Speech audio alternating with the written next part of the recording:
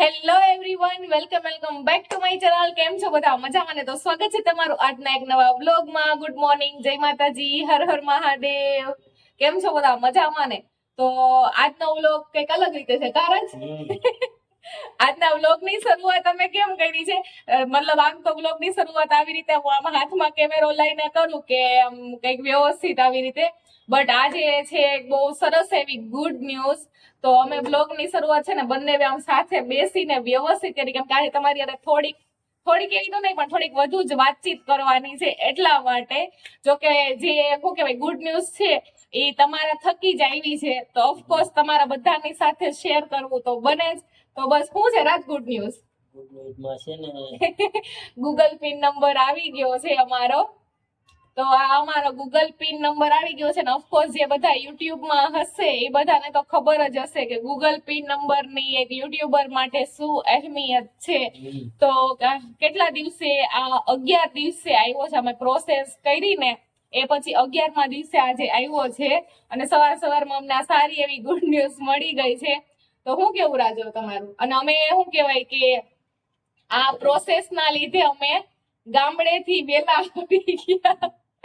અમારે ગામડે જ રોકાવાનો પ્લાન હતો. પછી અમે 15-20 તારીખ લગન તો ગામડે જ રોકાવાના, પણ આ પિન આવવાનો હતો એટલે પછી વેલું અર્જન્ટ તરત તાત્કાલિક આવવું પડ્યું અમારે. બાકી હજી તો અમે ક્યાંક ફરવાય નથી ગયા. અમારે ફરવાનો પ્લાન હતો, બહાર જવાનો પ્લાન હતો, પણ ક્યાંય મેળ ન આવ્યો જવાનો. તો આ અચાનક એટલે હજી અમારે રાજકોટ અમારે જવું હતું, પછી બધા આખું ફેમિલી લઈને બહાર ફરવા જવું હતું, પણ આ પિન ના લીધે અર્જન્ટમાં આવવું પડ્યું. કઈ નહીં, પાછા જઈ આવશું. હા, હવે એમાં હતું એવું કે અમને આઈડિયા તો હતો જ કે આ ગૂગલ પિન નંબર આવશે ટૂંક સમયમાં, બટ અમને એ નથી ખબર કે અમે ગામડે જાશું ને જ આવશે. તો અમે ગામડે ગયા ને આઈ થિંક કેટલા 8 દિવસ થયા હશે, કા 8-9 દિવસ, હા 9-10 દિવસ માથે એમ તો થયા હશે. 10 દિવસ જેવું તો થઈ ગયું હતું. અને પછી અચાનક ઈમેલ આવ્યો કે તમારો હવે પ્રોસેસ ચાલુ મતલબ થઈ ગઈ છે બધી, તો તમારે હવે આ ગૂગલ પિન નંબર માટે અપ્લાય કરવાનું છે.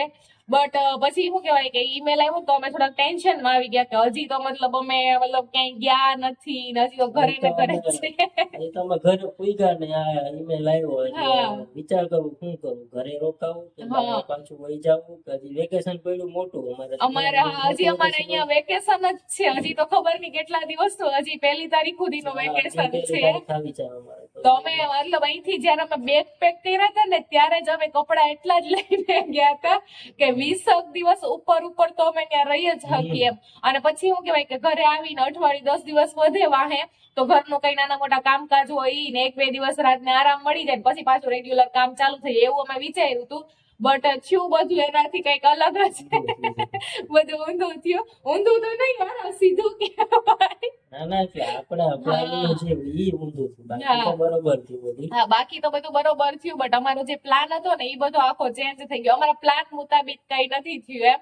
અમે વિચાર્યું હતું એવું કે કેમ કે એક તો ઘણા ટાઈમ પછી અમે જાતા હતા ગામડે, એટલે અમે એવું વિચાર્યું હતું કે વ્યવસ્થિત આપણે અમે જો કે એવું નથી કે આ વખતે તમે દર દિવાળીએ જઈએ ને તે વ્યવસ્થિત રોકાય છે. આ વખતે જ અમે નથી રોકાણા, બાકી વ્યવસ્થિત રોકાય છે, ફેમિલીની સાથે બહાર જાય, ટાઈમ દઈએ ફેમિલીને. બટ આ વખતે બધું ઊંધું થયું, કેમ કે આ વખતે થયું કેવું કે અમે ગયા અને આ વરસાદના લીધે છે ને આ બધી જે માંડવીની બધી મોસમ હતી ને એ હોતન થોડીક પાછળ રહી ગઈ.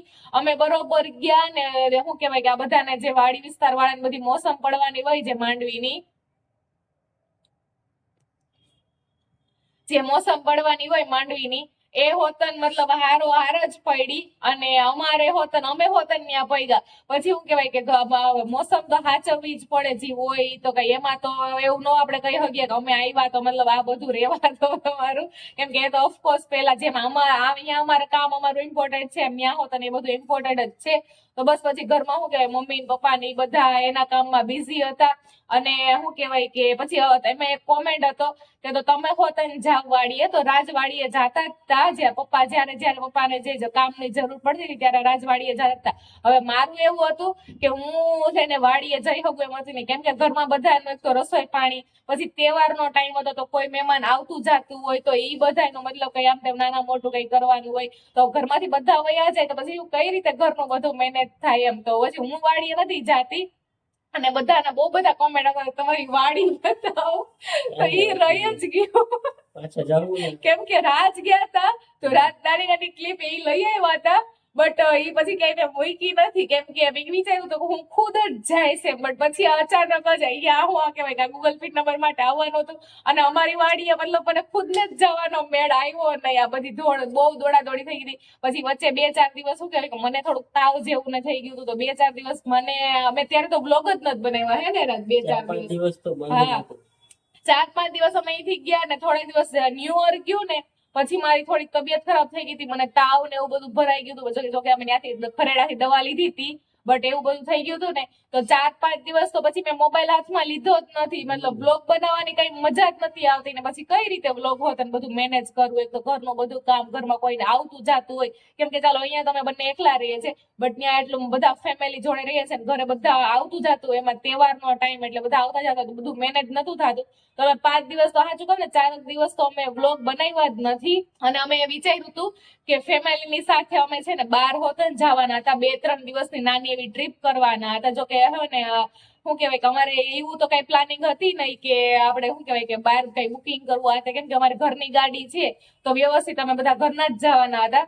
બટ અમે મમ્મી પપ્પાને કહી દીધું હતું કે તમે આમાંથી ફ્રી થઈ જાવ ને આપણે 10-15 દિવસ પછી જઈએ એમ પાછળના દિવસમાં એમ, અને પછી શું કહેવાય ટ્રીપ કરીને પછી અમે અહીંયા સુરત આવતા રહે એવી રીતે. બટ થયું એવું કે અમારે અચાનક આવવાનો થયો ને ત્યારે એ લોકો પણ બિઝી હતા, એટલે અમારે ક્યાંય નીકળવાનું નથી. અને બસ આવું બધી દોડાદોડી થોડીક વધુ જ ગામડે ગયા ને પછી થોડીક વધુ દોડાદોડી થઈ ગઈ હતી. તો કઈ નહીં, હવે ચાલો હવે આપણો ગૂગલ પે નંબર આવી ગયું છે અને અમે અપ્લાય હોતન કરી દીધું છે હે ને રાજ? હા, પ્રોસેસ હોતન અમે બહેને બધી કરી નાખી છે, બધી પ્રોસેસ હોતન. તો આ બધું શું કહેવાય કે પ્રોસેસ ને બધું થઈ ગયું છે. અને આ બધું આજે આવ્યું છે ને ગૂગલ પિન નંબર, એ તમારી બધાના સપોર્ટ ના લીધે જ આવ્યું છે હે ને રાજ? તો તમને બધાને થેન્ક યુ સો મચ, દિલથી આભાર. અને આવીને આવો સપોર્ટ બતાવતા રહેજો, તો હજી આપણે શું કહેવાય કે ઘણું ખરું આગળ કરવાનું છે. અને અમે અમારી મહેનત બતાવતા રહીશું. જો કે હમણાં શું કહેવાય કે હું જે સીવવાના વિડીયોઝ ને રેસીપીના વિડીયોઝ ને આપતી હતી ને તમને બધાને, પેલા ક્રિએટિવિટીના વિડીયોઝ, કેમ કે સાચું કહું તો આ બધું મને બહુ શોખ છે. અને રાજને હોત રેસીપીનો ને એવો તો રાજને શોખ છે, તો અમને બહુ શોખ છે. બટ અત્યારે શું થયું નવરાત્રી ને દિવાળી ને એમાં બહુ અમે બિઝી હતા હે ને રાજ? અને પછી ગામડે વયા ગયા ને એવું બધું ભેગું થઈ ગયું હતું ને, તો એ બધું અમને ટાઈમ જ નતો રહ્યો. બટ કઈ નહીં, હવે આપણે કન્ટિન્યુ બેક ટુ બેક વ્યવસ્થિત વિડીયો બધા આવશે, બધા ક્રિએટિવિટીના ને રેસીપીઝના ને સીવવાના બધા વિડીયોઝ આવશે. તો તમે બધા હજી સબસ્ક્રાઇબ ન કર્યું હોય ને તો કરી દેજો, અને આ વિડીયોને શેર કરી દેજો તમારા ફ્રેન્ડ્સ એન્ડ ફેમિલીની સાથે. તો કઈ નહીં, હવે આપણે આ બ્લોગનો છે ને અહીંયા જ એન્ડ કરી નાખીએ. તમને બધાને પસંદ આવ્યું તો પ્લીઝ લાઈક કરવાનું તો બિલકુલ ના ભૂલતા. કેમ રાજ, કહી દઉં લાઈક તો કરી દેજો અને સબસ્ક્રાઇબ કરી દેજો. તો હવે છે ને આપણે મળશું નેક્સ્ટ વ્લોગમાં. ત્યાં સુધી બધાને જય માતાજી, હર હર મહાદેવ.